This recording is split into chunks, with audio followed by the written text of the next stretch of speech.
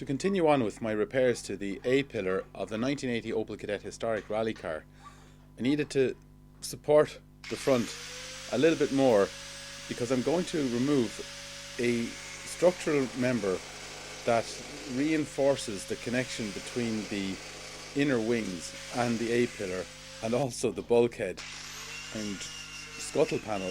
Everything is meeting here.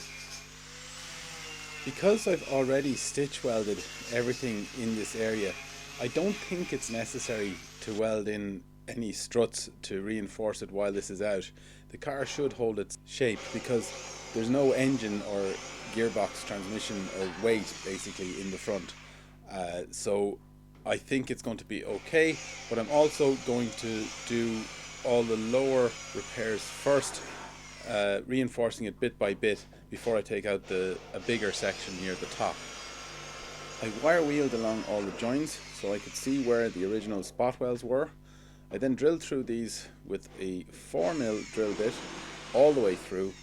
I then tried a 6mm drill bit going just through the top panel to release it, but it wasn't enough. The spot welds were too broad, so I had to come back then with an 8mm.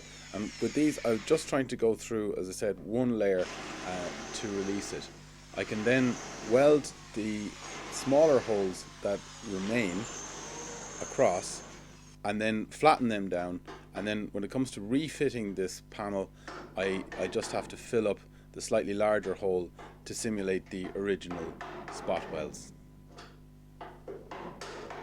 Trying to release this without distorting it too much.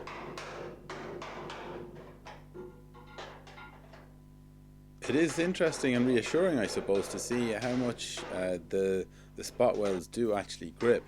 But next, the little bits I regretted the few stitch welds that I did put in on this panel, because even with most of the weld ground off, there's still a good grip between the two panels, so that it gives a real insight to how much this technique of stitch welding is reinforcing the whole car. So I'm just taking my time, working my way around, being careful not to damage the surfaces beneath so that everything keeps its shape. And it slowly began to work loose.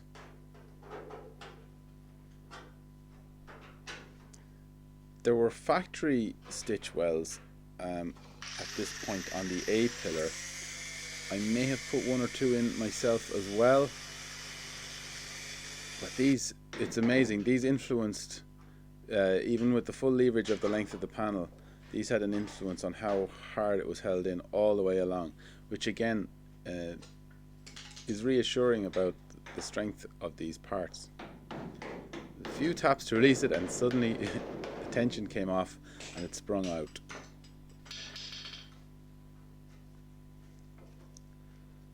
So just wanted to create a fracture there at the welds, but even that, I didn't want to take too much, so a little bit extra weld ground off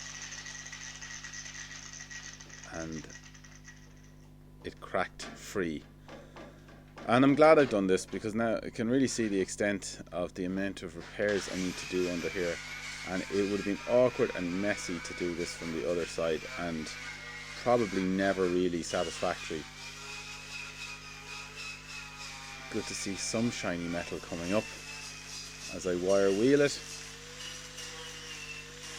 So cleaning off everything so I can decide what's going to stay and what's going to go.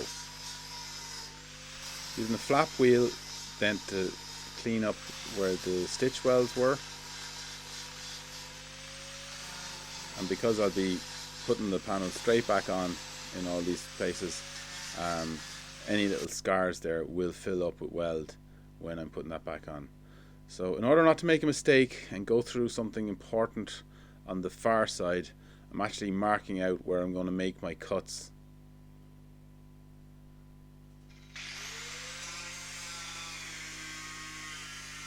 I'm taking my time with this. I can go all the way through on this piece This is coming out above the footwell, behind the bulkhead on the interior. And then I'm actually going to push that section out using a smaller disc, a worn out disc, for doing the shorter cuts.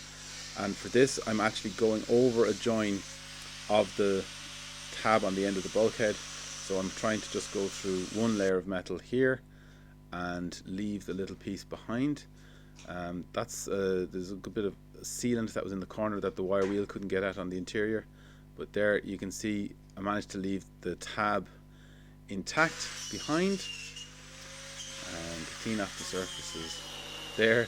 That one bent back, so I used the wire wheel to bend it back into position. Chance now to get a little bit of sealant out of the join so that it's not burning when I weld in my little repair section. So same as the one I did before, I'm just taping on a bit of cardboard, very light flexible cardboard, and then going to the inside of the car to mark it up. And you can see through that hole, which shouldn't be there, just ahead of my fingers, you can see where this panel is going into the end of the scuttle area. So I have to put a little mark on that there too, and that way my piece will cover both. I tape them up really well so that it can all be done with one pair of hands. So now I have my shape, which I'll just cut out and then go to this salvage piece of steel and I'll mark the shape I need onto that, and I'll cut that out with the tin snips. It's my favorite way of cutting out panels, one of the most useful tools that I have. And then I've just put that into place with a magnet and going around putting a few spot welds on the bits where it matches up the best, and I'll push and pull it into place.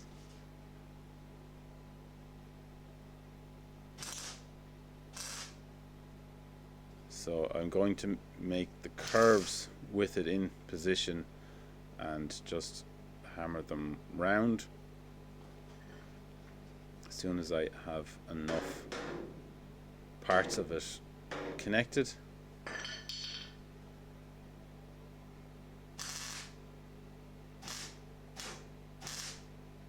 I'm using quite strong setting, which runs the risk of making holes, but I do want good penetration in these welds.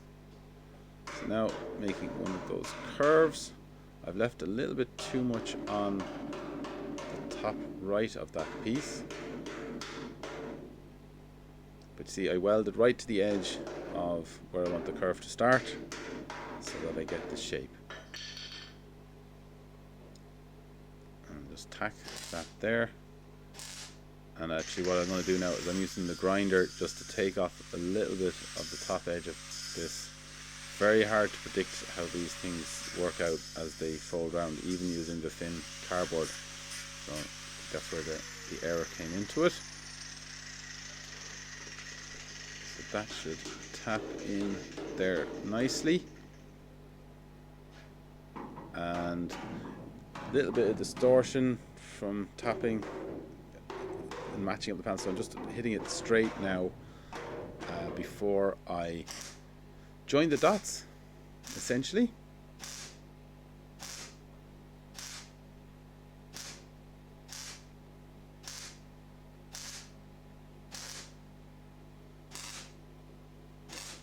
All the way around, just using these short bursts because it's such light metal.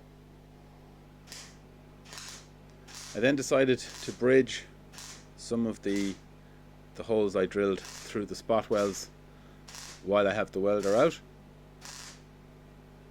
and then I'll be able to grind them back. I'm using the flap wheel now and get my welds a little bit more flush, and that'll make sure that where the box panel, the forcing panel goes on, it'll sit down nice and flush again. Just using a wire wheel on the inside to clean up the few burns and stains on the inside.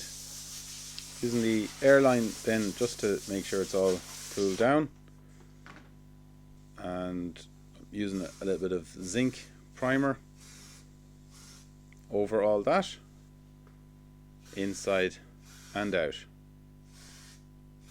I'm already starting to feel a lot less anxious about this whole area. It's starting to come together.